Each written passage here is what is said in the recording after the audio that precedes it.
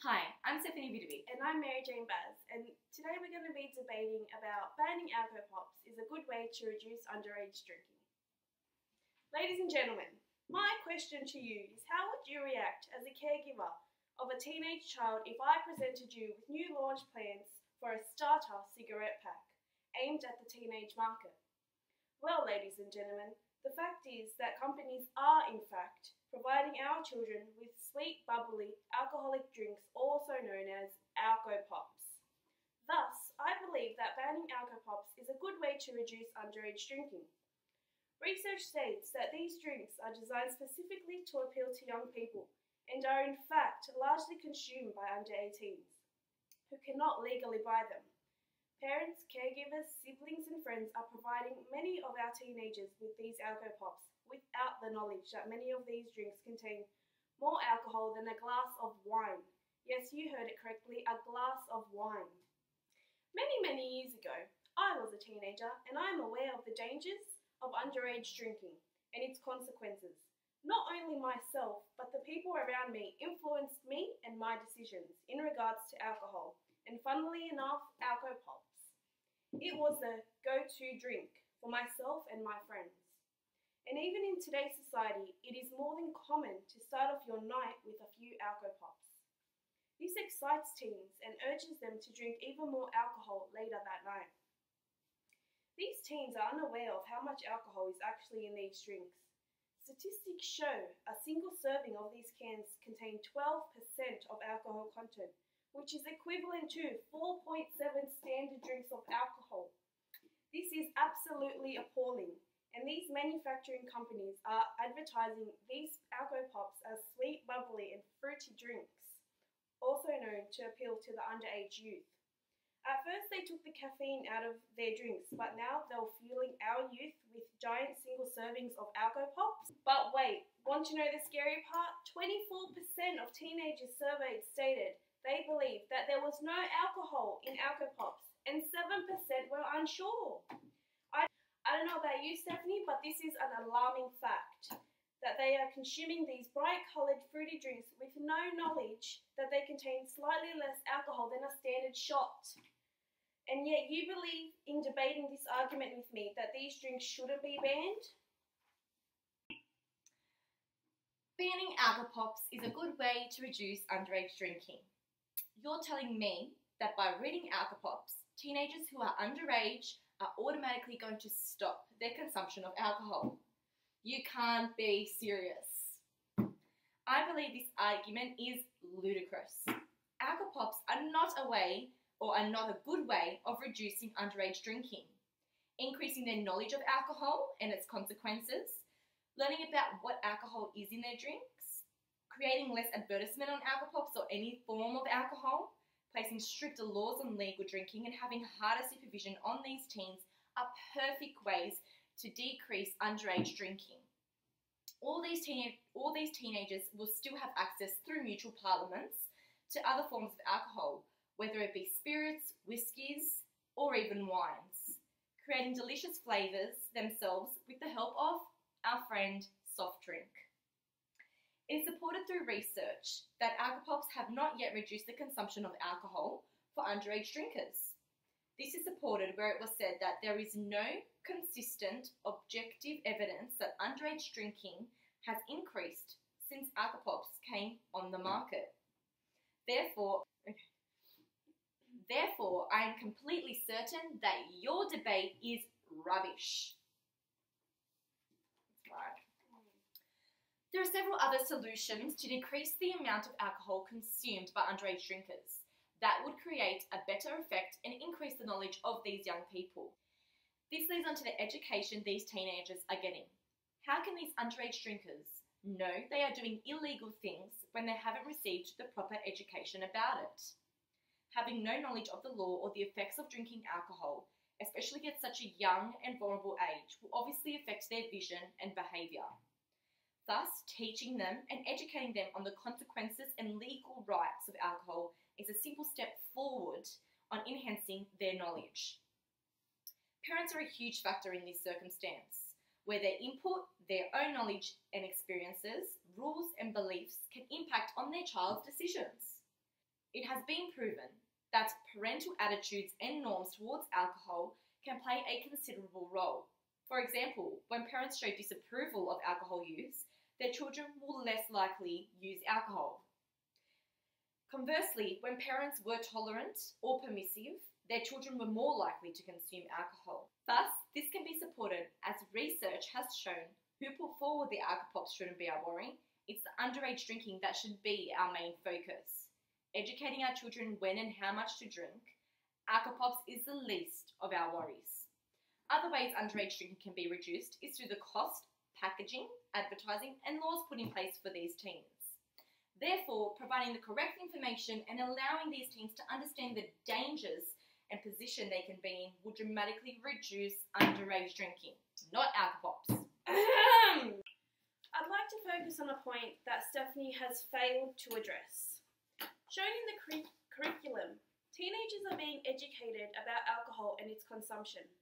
So don't stand there and debate with me that these teens are not being educated about alcohol. How more can we educate these teenagers when they are being taught about alcohol throughout years 9 and 10? Yes, parents should enforce strict rules, I see your point. However, it is not under our duty to criticise the parenting of these teens. This is why banning alcopops will decrease any pressure placed on these parents not educating their children to our standards. Alcopops should be banned because not only are they encouraging drinking at such a young age, but they are highly addictive. Teenagers have stated they consume these drinks because it doesn't feel like they're consuming alcohol. It tastes like a fruity soft drink. Statistics have proven that alcopops were most likely to have been drunk by 16 to 24-year-old women. So Stephanie, please tell me what other form of alcopops is just as easy and tastes just as good as alcopops? The delicious range of flavours available, such as raspberry, watermelon and lime, just to name a few, focuses on what these teens want and what makes this drink taste that much better over the others. Therefore, can't you see that these flavoursome drinks are the things that draws these teenagers to underage drinking? Not only do they taste good, but they are the most affordable range of alcohol these teens can get their hands on, with low to no income. This is what they resort to. Studies have shown that when the Prime Minister signalled a crackdown on manufacturing companies that tempt underage drinkers, the previous day the Health Secretary made a strong attack on alcopop manufacturers, saying that they were deliberately trying to get children addicted to alcohol. In saying that, alcopops are definitive evidence that they're encouraging our youth to drink. This cannot be tolerated. But wait, why only when the Health Secretary made their attack did the Prime Minister recognise this is happening? How appalling. This is why alcopops should be banned due to more than half of underage drinkers among girls only drink alcopops.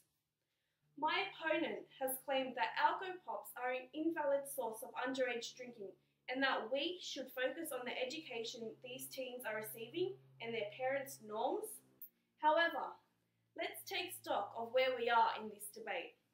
Sorry, Stephanie, but our schools have implemented the topic of alcohol to high school students of all ages, which has clearly proven that underage drinking is still a current issue.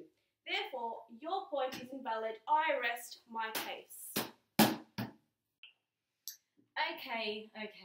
Let's be realistic here. Flavour is good, yes, but cost is a huge factor in relation to what teens can afford and can't. Obviously, alcopops are cheap and accessible. However, there are so many other forms of alcohol at the same price.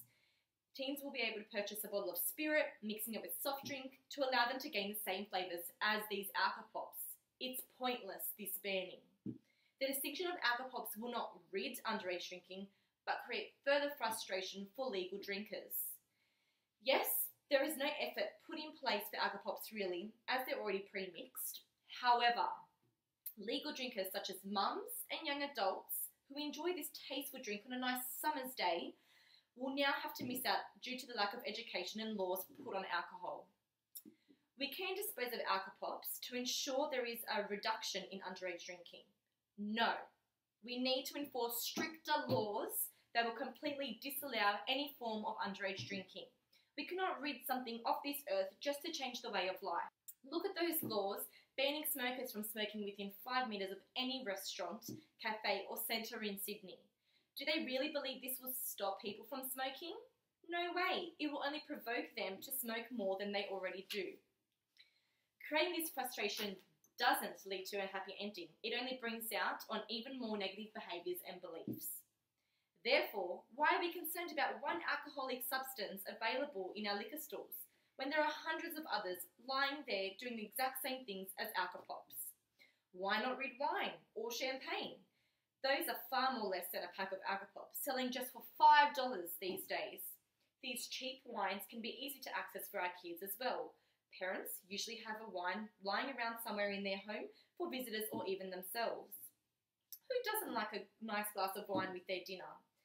Even for that, teens are experiencing first-hand underage drinking with their own parents just by having a sip of their drink.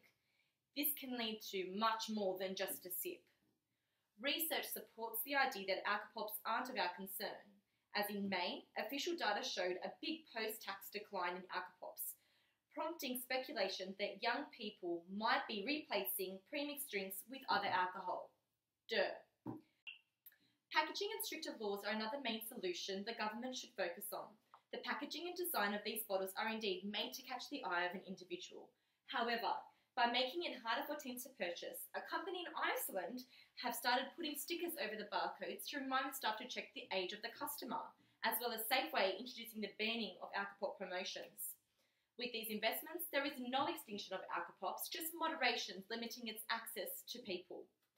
Underage drinking isn't just the consumption of alcopops, but alcohol in general. Therefore, alcopops isn't a good way of reducing underage drinking.